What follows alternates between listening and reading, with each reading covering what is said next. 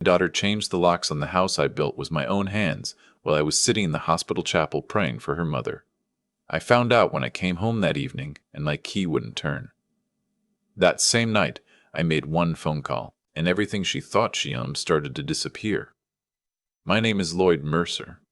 I am 67 years old, and I live in Kelowna, British Columbia. I spent 34 years building a small empire out of nothing, a lumber supply business that grew from a single truck and a handshake reputation into a company that supplied half the construction projects in the Okanagan Valley. I did not inherit it. I did not get a loan from a wealthy father. I built it the way you build anything in this country, slowly, stubbornly, and with a woman beside you who believed in you even when the bank did not. Her name was Frances. We met in the autumn of 1987 at a community supper in Penticton. She was volunteering in the kitchen, and she handed me a bowl of chili and said, without looking up, "Don't tell me you came here just for the free food." I told her I came for the company. She finally looked up. That was it for me. We were married 11 months later in a small ceremony at her parents' church. No fancy venue, no destination wedding. Her father gave a toast that lasted 4 minutes and made everyone cry. I wore a rented suit. Frances wore her grandmother's veil. It was the best day of my life, until the day our daughter was born, and then that became the best day, and Frances and I argued about it gently for years after. Our daughter, Stephanie, she came into the world screaming in the summer of 1989, and she did not stop being loud about everything she wanted until she was about 35, when she learned to go quiet instead. Quiet is more dangerous. I know that now. The business grew because Frances ran the office and I ran the yards. We split the work without ever sitting down to discuss it. It just happened naturally, the way good marriages work. She handled the accounts, the payroll, the supplier contracts, the government filings. I handled the clients, the drivers, the inventory, the bids. We worked out of a converted garage until 1998, when we moved into a proper building on Industrial Avenue. Frances picked out the flooring. She said if she was going to spend 12 hours a day somewhere, it was going to have decent floors. Stephanie grew up watching us work. She rode in the delivery truck with me on Saturdays when she was small, sitting in the passenger seat, eating a Tim Hortons bagel, asking me questions about every building we passed. Who built that? How many boards did it take? Can I drive? She was 6. She could not drive. But I loved that she asked. She was smart. Really smart. I do not say that the way every father says it. I say it because she actually was, and because for a long time I thought that intelligence would save her from certain mistakes. I was wrong. Smart people make the worst mistakes because they can always find a reason to justify them. She went to UBC for business. Frances and I paid for everything: tuition, residence, books, the laptop, the flights home for Christmas. We never talked about it as a debt or an investment. She was our daughter. That was the whole reason. It was in her 3rd year that she met him. His name was Tanner Voss. His family had money, the kind of money that announces itself in how someone carries themselves, in the way they look at your house and glance at the baseboards. He came from West Vancouver. His father sat on the board of 2 resource companies. From the first dinner Stephanie brought him home for, Frances whispered to me in the kitchen, "That young man has never been told no in his life." I told her she was being unfair. She told me I was being a father. She was right, again, as usual. They got engaged in 2015. The ring cost more than my first truck. Stephanie called us from Vancouver, excited in the way that you are excited when you are 26 and in love and have not yet understood that love is not the hardest part. The wedding was in 2016 at a vineyard in the South Okanagan. Tanner's parents wanted a venue on Vancouver Island. Frances and I said we would like it in the valley if possible, since most of our people were here. There was a brief negotiation. It ended with the vineyard. Frances and I wrote a check for $62,000. Tanner's parents contributed what they called the rehearsal dinner and the honeymoon, which was a trip to Portugal. I shook Tanner's father's hand at the reception, and he said, "You've got a remarkable daughter." I said, "I know." He said it like he was complimenting a product. I noticed that. The years after the wedding were fine on the surface. Stephanie and Tanner settled in Kelowna, which surprised us. I had assumed they would stay in Vancouver, but Tanner had decided he wanted to get into real estate development in the interior, and Stephanie began working with me more seriously, learning the business from the inside. I was glad to have her. More than glad. I started thinking, quietly, about what succession might look like. I started imagining handing something over that would last. The first sign that something was shifting came in 2020. Tanner had partnered with a developer on a condo project in West Kelowna, and the project was struggling. He came to me, through Stephanie, asking if Mercer Lumber could offer extended payment terms on materials. I agreed, because he was family and because the amount was not ruinous. But when the project finished, and I asked about settling the account, Stephanie told me Tanner felt the terms had been more of a gift than a loan. I let it go. I should not have. Frances noticed the change before I admitted it to myself. She told me one evening in February 2021, sitting at the kitchen table with her tea going cold, that Stephanie had started looking at us differently. Not with contempt exactly, but with a kind of measuring quality. Like she was assessing what was hers and what she would have to wait for. I told Frances she was tired. She told me to pay attention. The diagnosis came in March 2022. Pancreatic cancer, stage 3. The oncologist at Kelowna General was kind and direct. She gave us a range. Months, perhaps a year with aggressive treatment. Frances held my hand through the whole appointment. And when we walked out into the parking lot, she said, "Well, I suppose we'd better get organized." That was Frances. She did not collapse. She organized. I called Stephanie that evening. She cried. She said she would come over that weekend. She did come, that Saturday with Tanner, and they stayed for 3 hours. It was Tanner who suggested, over coffee, that this might be a good time to start thinking about the transition of the business.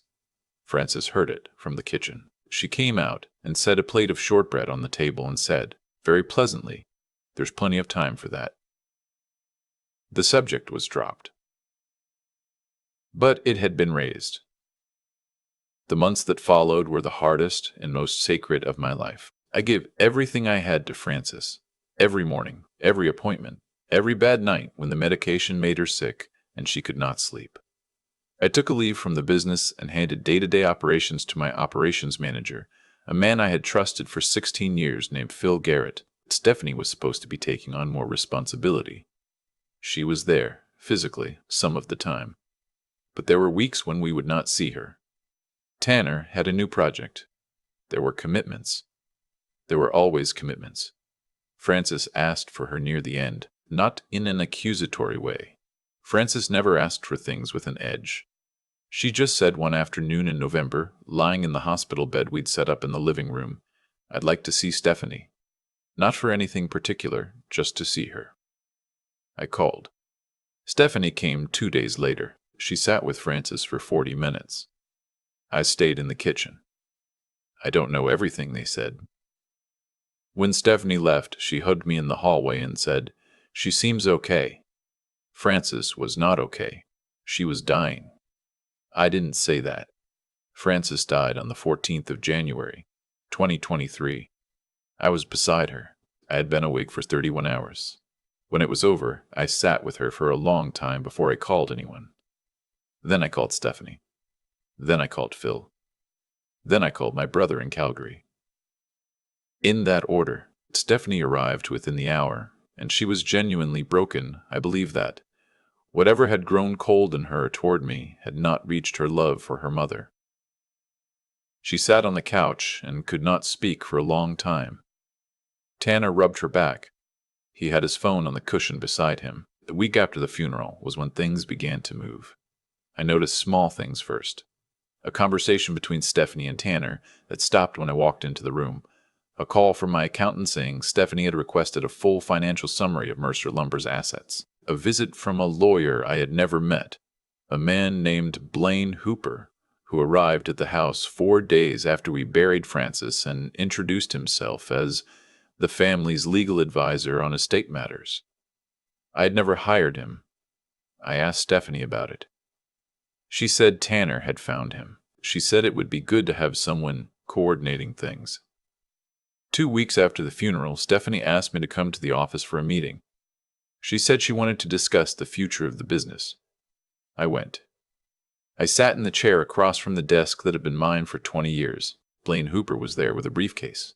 Tanner was there, standing near the window, looking at his phone.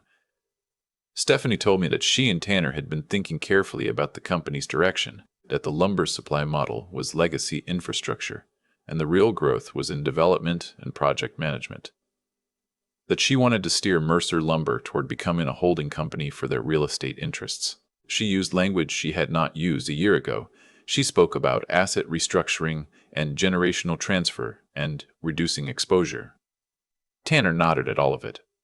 Hooper pushed a folder across the desk. He explained with the practiced warmth of someone who does this often that the documents inside would facilitate a smooth transition of operational authority, that it was standard practice in family business succession, that it would protect the company from probate complications related to Francis's estate. He said the word protect 4 times. I counted. I asked if I could take the documents home to review them. Stephanie said, of course, but added that there were some time-sensitive elements, a development partnership that required proof of ownership structure within the next 10 days. I nodded. I took the folder. That night I sat at the kitchen table where Francis and I had done our accounts for 30 years, and I read every page. I understood most of it. What I understood was that signing would transfer operational and financial authority over the primary business entity to Stephanie, with Tanner named as co-director. My role would become advisory. My salary would become a consulting stipend of $3,000 per month. The company Francis and I had built, which a business valuator had assessed at $4.2 million 2 years prior, would effectively no longer be mine. I did not sign. The next morning, I called the only lawyer I had ever trusted with anything that mattered. A woman in downtown Kelowna named Audrey Cheng, who had helped Francis and me draft our wills and our shareholder agreements 14 years earlier. I read her the documents over the phone. She was quiet for a moment, and then she said, "Lloyd, do not sign anything. Come see me this week." I went the next day. What Audrey helped me understand, slowly and carefully over 2 meetings, was that the document Hooper had prepared was not a transition plan. It was a full transfer. The advisory role had no legal protection. The consulting stipend could be revoked at any time.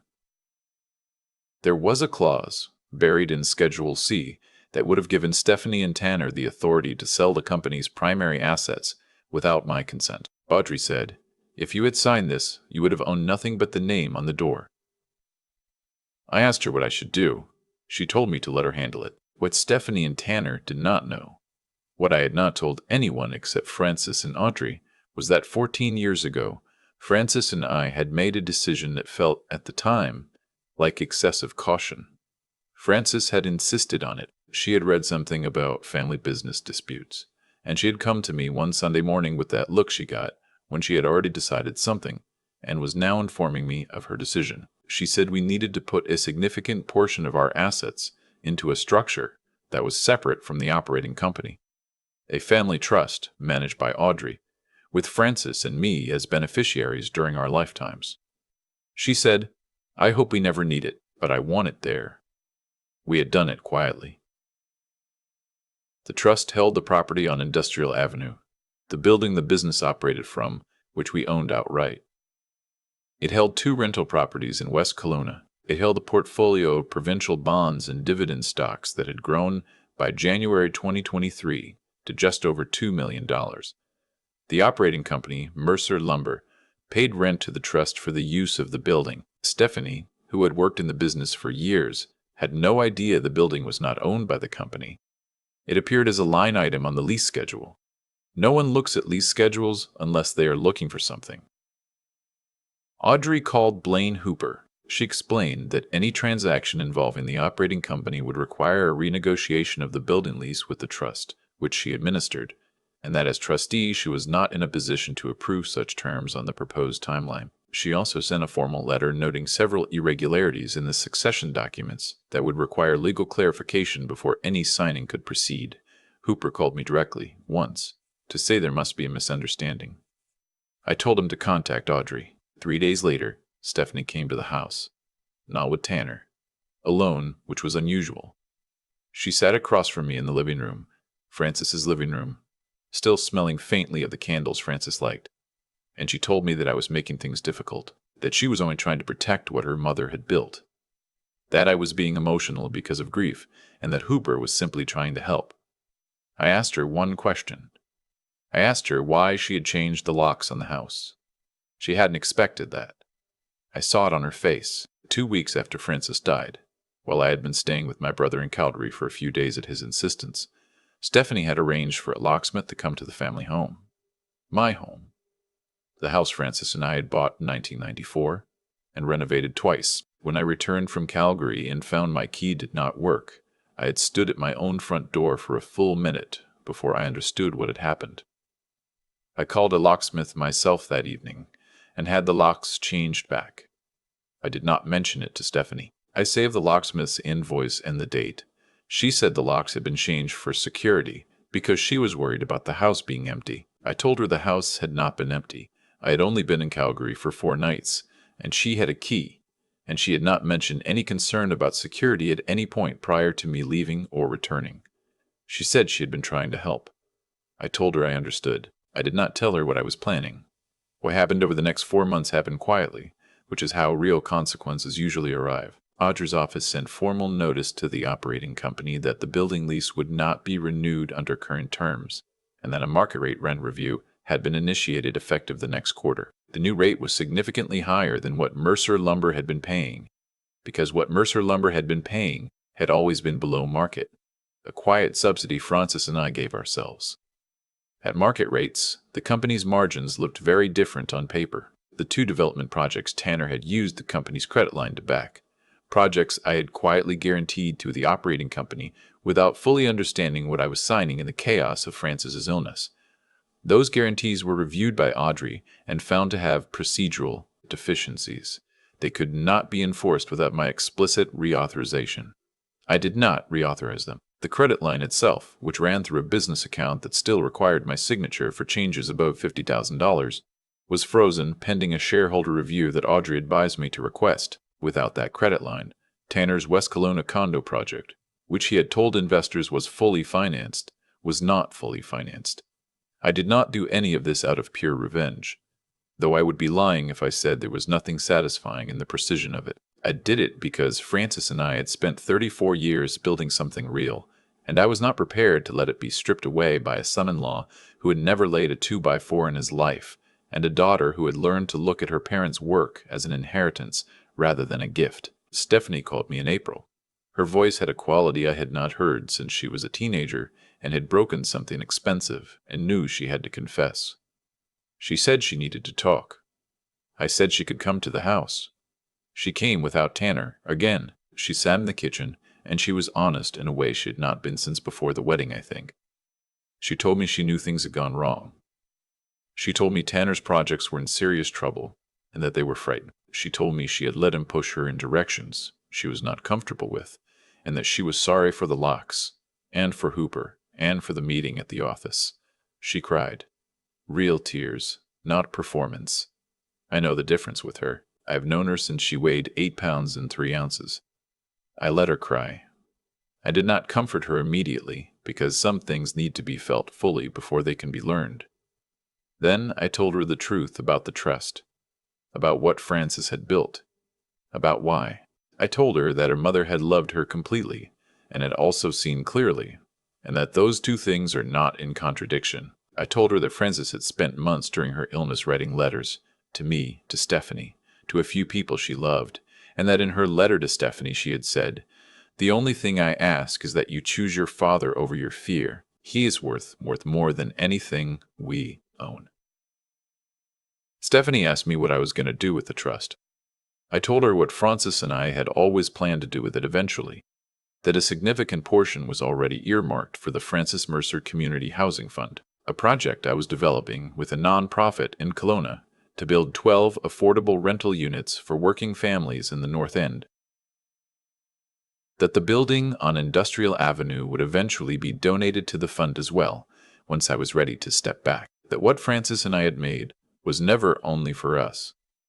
I told Stephanie that I still wanted her in my life, that I still hoped to leave her something real, but that I needed to know she was choosing it for the right reasons, and that she was choosing me, not what I owned. She stayed for 4 hours that evening. We ordered food, and we talked the way we had not talked in years. At the end of the night, she asked if she could call me in the morning. I said yes. Tanner's condo project collapsed that spring. The investors withdrew. There were legal proceedings I will not detail. He and Stephanie separated in August. She called me when it happened, and she was not in pieces the way I expected. She was quiet, which I now know means she had been thinking about it for a while. She came back to Kelowna in September and asked if she could come back to Mercer Lumber properly, without Tanner involved, without Hooper, without any agenda except learning the business the right way. I said yes. Phil hired her back. I watched her in the first weeks, watched her actually looking at things she had skimmed past before. She started asking Phil questions about operations instead of just financials. She found the lease schedule and she called me and said, "Dad, the building." I said, "Yes." She said, "How long?" I said, 14 years. She was quiet for a moment and then she said, "Mom." I said, "Yes, always your mother." The Frances Mercer Community Housing Fund broke ground in March of this year. 12 units, ground floor, north end of Kelowna, close to the elementary school and the bus route and the grocery store that opened last year on Banks Road. Every unit has a small tile by the door, Frances's handwriting, reproduced from the note she left, that says, "Come in and feel at home." Stephanie was at the groundbreaking. She stood beside me in the mud in her good boots, because she had not thought to bring rain boots, and it was March in the Okanagan, and of course it rained. She didn't complain. She took photos on her phone, and she posted them with a caption that said, "My mother built this, one honest dollar at a time." 140 people liked it. I didn't tell her I cried reading it. She would have teased me about it, which is fine. That is what daughters are for. I am 67 years old. I lost the love of my life 14 months ago, and I am still learning to be in a house without her. Some mornings I still reach for my phone to tell her something small, the way the light is coming in, a news story she would have had an opinion about. Then I remember. That part does not get easier. Anyone who tells you grief gets easier is speaking loosely. What changes is you get stronger, and you learn to carry it differently. But I will tell you this. The morning after I called Audrey and set everything in motion, I sat at the kitchen table with my coffee, and I looked out at the yard that Frances planted, and I felt, for the first time since she died, that I had not failed her, that I had done what she prepared me to do. She saw it coming before I did, as she always did, and she made sure I would be ready. Tanner chose money over family. My daughter nearly did the same, and then she chose differently. And I believe that choice cost her something real, and that the cost is what made it meaningful. I chose Frances, as I always had, even after she was gone. That is the only thing I know for certain. Everything else, the business, the trust, the fund, the 12 families who will move into those units before Christmas, all of it came from that one simple thing. 36 years of choosing the same person, over and over, in every small way, until it became the only way I knew how to live. I've thought a lot about what made Tanner believe he could walk into something 34 years in the making and simply take it. I think the answer is that he had never built anything. When you have never built anything, you do not understand what something costs. You see the finished structure and you calculate its market value, and you think, that could be mine. You do not feel the weight of the years inside the walls. Stephanie understood once. She rode in the truck with me on Saturdays when she was small. She watched her mother do the accounts at the kitchen table until 11 at night. She knew what Mercer lumber was made of because she had seen it being made. And then she spent enough years beside a man who looked at everything in terms of what it was worth to him, and slowly, without noticing, she started seeing the way he saw. That is the quiet danger of choosing who you spend your time with. You begin to think in their language. What I keep returning to is Frances. Not the Frances who was sick, though I carry that time with me every day. The Frances who sat across from me on a Sunday morning. 14 years ago and said we needed to protect what we had built, not from the world, but from the version of our daughter that had not yet appeared, but that she could already sense coming. That was not pessimism. That was the clearest kind of intelligence I have ever seen up close, the kind that does not flinch from what it sees, that does not dress in uncomfortable truth in softer clothing just because the truth involves someone you love. I did not have that clarity. I wanted to believe Stephanie was fine, that Tanner was harmless, that the signs Francis pointed out were just a worried mother reading too much into things. That is not wisdom. That is the thing we call hope when we are actually just avoiding a hard look at what is in front of us. Real wisdom, I think, is being willing to see clearly, even when what you see is going to cost you something. The thing about integrity is that it only means something when keeping it is inconvenient.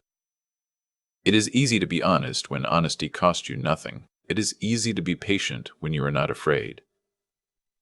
What Francis built, and I mean the trust, the structure, the quiet preparation, she built it out of a kind of moral seriousness that I did not fully appreciate until I needed it. She did not do it to punish Stephanie. She did it because she believed that protecting what is real is an act of love, even when the people you love cannot see it yet. Stephanie can see it now. I watch her in the office, asking Phil the questions she should have asked years ago, looking at the business the way you look at something you are trying to understand rather than something you are trying to acquire. That shift is not small. It cost her her marriage, her comfort, a version of herself she had been building for years. I do not take that lightly. I know what it takes to let go of a direction you have been moving in for a long time. What I would say to anyone who finds themselves where I was, standing at your own front door with a key that no longer works, trying to understand how you arrived at this moment, is this: the people who built something real always have more than the people trying to take it can see. Frances knew that. She made sure I would know it too, even after she was gone. That is the only inheritance that cannot be transferred without your consent. Not the money, not the property, not the company. The knowledge of what you are made of, and the quiet certainty that it is enough. Tanner never understood that. I hope eventually Stephanie does.